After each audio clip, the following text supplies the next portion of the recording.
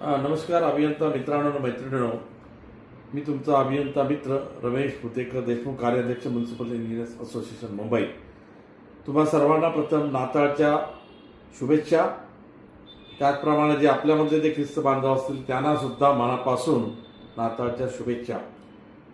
हा व्हिडिओ बनवण्याचा उद्देश एकच आहे की आज सकाळी मला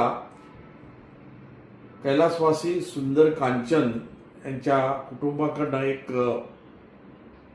व्हिडिओ आला आणि त्या व्हिडिओमध्ये त्यांनी आपण एमईने जी काही त्यांना मदत केली त्याबद्दल त्यांनी एक कृतज्ञता आणि धन्यता मानली.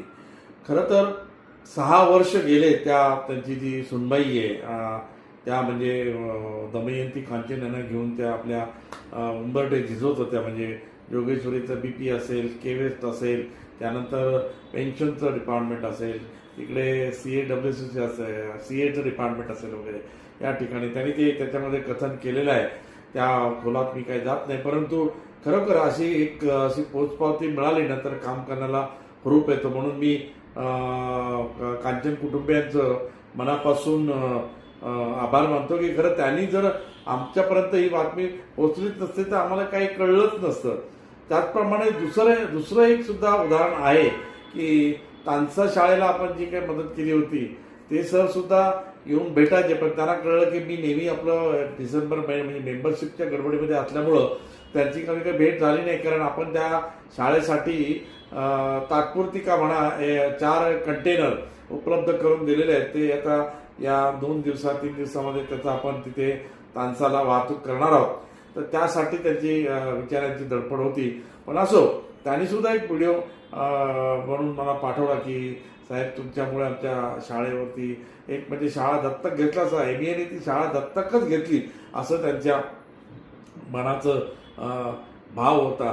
त्याचप्रमाणे आपले दिलीप दुधाणे असतील, त्यांचं पण पेन्शन थांबलं होतं. मी आपले सुरेश सावंत आहेत, ते पण रिटायर्ड आहेत आपले. त्यांना सांगितलं की सावंत साहेब तुम्ही जवळ राहतात, जरा जाऊन त्यांना मदत करता येईल का. तर सावंत साहेब लगेच त्यांच्या घरी गेले आणि कारण त्यांचं खातं देना बँकेत होतं आणि देना बँक ही मर्ज झाली बँक ऑफ बरोडामध्ये. आता हे एक साधं आहे, म्हणजे अकाउंट ट्रान्सफर अशी जी आहे करण्याचं काम हे खरं त्या बँकाचं आणि महापालिकेचं होतं. हे आपलं कोणीच म्हणजे 1-2 वर्ष त्यांना पेन्शन काय येत नाही म्हणून नंतर कळलं तर ते हे कारण होतं. त्यामुळे अशा काही क्षुल्लक म्हणजे जसं सुंदर साहेबांच्या बाबतीमध्ये ते त्याचं ते ई आणि ए, अहो आपण मराठी माणसं आहोत, आपली भाषा अभिजात मराठी आहे.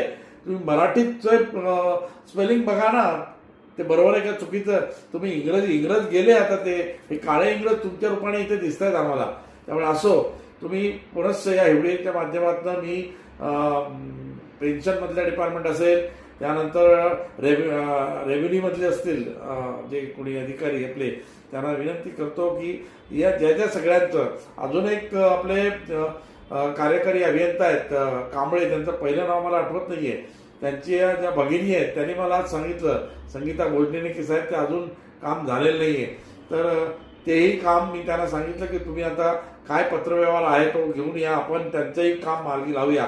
त्यामुळे असं बरेच लोक आहेत की त्यांना काय करायचं हे सुचत नाहीये. म्हणून या व्हिडिओच्या माध्यमातून मी तुम्हाला सगळ्यांना, खास करून जे आपले निवृत्त झालेले अभियंता असतील, कामगार कर्मचारी असतील, त्यांना सुद्धा सांगू इच्छितो की तुमचं कुठे काय अडलं असेल, PT केस असेल, तुम्ही अगदी बिनधास्तपणे निर्धास्तपणे तुम्ही माझ्याशी संपर्क साधा. तुम्ही म्युनिसिपल इंजिनियर्सच्या या जो आपलं ऑफिस आहे 5व्या माळ्यावर कॉरिडॉरला, तिथं या आणि तुमचं अडलं काय असेल ते आपण सोडवण्याचा प्रयत्न करू.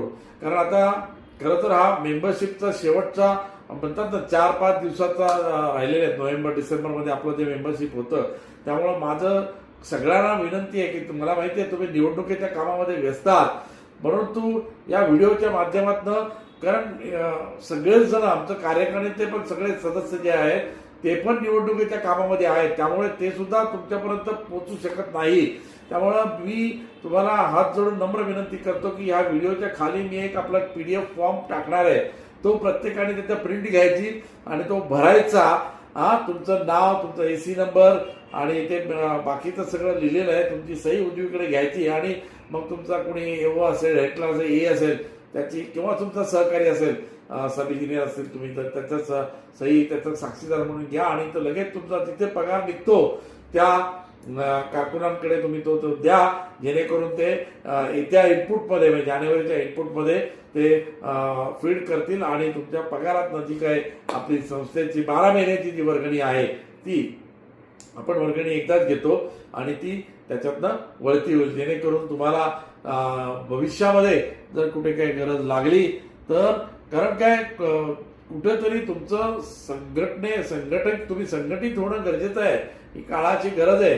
कारण येता काळ जो आहे 4 कोड मी झालेले आहेत, सगळं आहे ते सविस्तर नंतर सांगेल, तिथे सांगायला पुरेसा वेळ नाहीये आता. आणि म्हणून तुम्हाला पुढे नवीन मुलांना पण सांगतो, तुम्ही कुठे कुठे आहे तुमचा EC नंबर नसेल आला तरी चालेल, तुम्ही तो फॉर्म सबमिट करा.